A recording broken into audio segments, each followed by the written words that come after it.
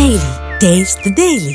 తిరుమల శ్రీ వెంకటేశ్వర స్వామి సాలకట్ల బ్రహ్మోత్సవాలకు సర్వం సిద్దమైంది. ధ్వజారోహణానికి ముందు రోజు చేపట్టే అంకురార్పణను సాయంత్రం జరగనుంది. ఆలయ సన్నిధిలో సేనాధిపతి విశ్వక్సేనుని పర్యవేక్షణలో రాత్రి 7 నుంచి 8 గంటలకు ఈ క్రతువు నిర్వహిస్తారు. తొలుత ఆలయానికి నైరుతి దిశలో భూదేవిని పూజించి పుట్టమన్ను సేకరించి ఊరేగింపుగా ఆలయానికి చేరుకుంటారు. అందులో నవధాన్యాలు ఆరోపింపజేసే క్రతువును కూడా చేపడతారు.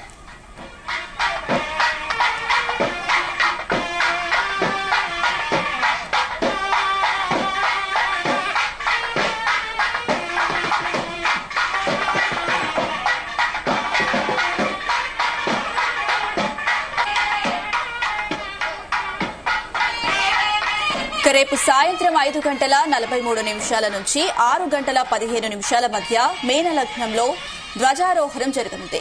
దీంతో స్వామివారి ఉత్సవాలు ప్రారంభమవుతాయి. ఇందుకు అవసరమైన దర్పచాప తాడును ఊరేగింపుగా ఆలయ సన్నిధికి చేర్చారు.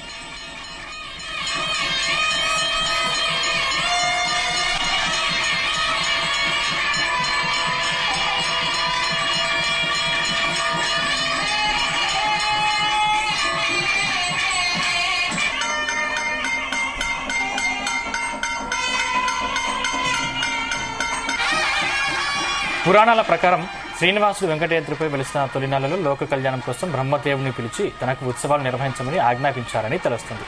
బ్రహ్మదేవుడు 9 రోజుల పాటు ఈ ఉత్సవాలను నిర్వహించారని, అందుకే వీటికి బ్రహ్మోత్సవాలు అని పేరు వచ్చిందంటారు.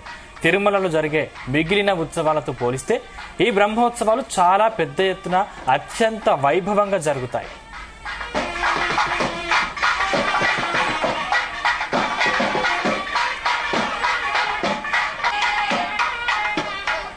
ఈ బ్రహ్మోత్సవాలు వీక్షించడానికి ముక్కోటి దేవతలు భూమిపైకి వస్తారని చెబుతుంటారు.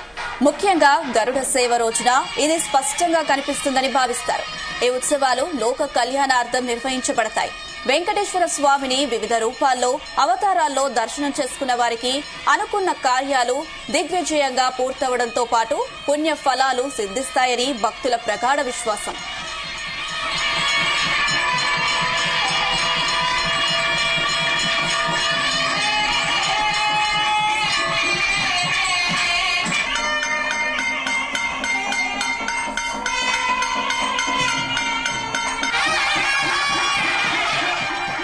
రెండు 2025లో తిరుమల శ్రీవారి సాలకట్ల బ్రహ్మోత్సవాలు సెప్టెంబర్ 24 నుండి ప్రారంభమై అక్టోబర్ 2వ తేదీ వరకు జరగనున్నాయి.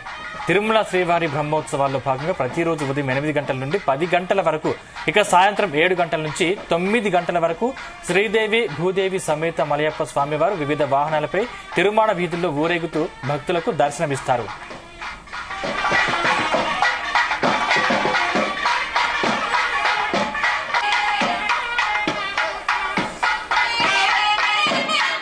తేదీ నుంచి 2వ తేదీ వరకు నిర్వహించబోతున్నటువంటి స్వామివారి సాలకట్ల బ్రహ్మోత్సవాల కోసం ఏర్పాట్లన్నీ పూర్తి చేసుకున్నాం. దీనికి కావాల్సినటువంటి ఇంజనీరింగ్ వర్క్స్ అయితే దాదాపు 3 నెలల క్రితమే శాంక్షన్ చేసుకుని అన్ని కూడా పూర్తి చేయడం జరిగింది. గౌరవనీయులు ముఖ్యమంత్రి వారిలో వస్తున్నటువంటి సామాన్య భక్తులకి ప్రాధాన్యత ఇవ్వాలి, ఎక్కడ కూడా సామాన్య భక్తులకి ఇబ్బంది ఉండొద్దు, దేవాలయం తిరుమల పవిత్రతని కాపాడుకుంటూ పకడ్బందీ అరేంజ్మెంట్స్తో మనం ముందుకు పోవాల్సిన అవసరం ఉందని తెలియజేశారు. టీటీడీ బోర్డు కూడా దానికి అనుగుణంగానే కొన్ని నిర్ణయాలు తీసుకున్నారు.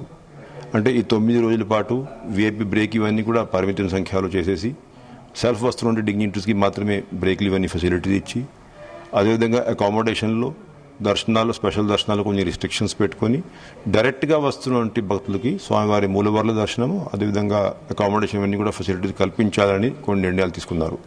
9 రోజుల పాటు దాదాపు 6,000 మంది సెక్యూరిటీ స్టాఫ్ డ్యూటీలో ఉంటారు. అదేవిధంగా గరుడ సేవకి ఇంకా 1,300 మంది డ్యూటీలో ఉంటారు. వస్తున్నటువంటి భక్తులకి ఎక్కడ కూడా ఇబ్బందులు, ఆటంకాలు లేకుండా స్వామివారి దర్శించుకునే అవకాశం కల్పించాలనే ఉద్దేశంతో మనం కృషి చేస్తూ ఉన్నాం. కల్చరల్ టీమ్స్ ఏదైతే సాంస్కృతిక బృందాలు ఉన్నాయో అవి కూడా మనం ఈ సంవత్సరం ఎప్పుడు లేని విధంగా దాదాపు 28 రాష్ట్రాల నుంచి 298 టీమ్స్ని ఆహ్వానించడం జరిగింది.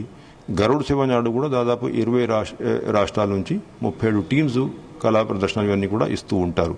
అంటే ఓవరాల్ మనం చూసుకున్నట్లయితే ఇటు ఏమో స్వామివారి మూలవర్ల దర్శనం, అటు ఏమో వాహన సేవ తిలకించే అవకాశం ఎక్కడ కూడా ఇబ్బంది లేకుండా కల్పించాలనే ఉద్దేశంతో టీటీడీ పనిచేస్తూ ఉంది. గరుడ సేవ నాడు మామూలుగానే దాదాపు 2 కోట్ల పైన భక్తులు స్వామివారి వాహన సేవ ఇవన్నీ కూడా ఆన్లైన్ మాధ్యమాల్లో లైవ్ టెలికాస్ట్లో వీక్షిస్తుంటారు కాబట్టి వాళ్ళందరి కోసం కూడా ఏర్పాట్లన్నీ పూర్తి చేసుకున్నాం. ఈ అద్భుతమైన ఉత్సవాలను వీక్షించడం ఒక అనిర్వచనీయమైన అనుభూతి అని ఇస్తుంది.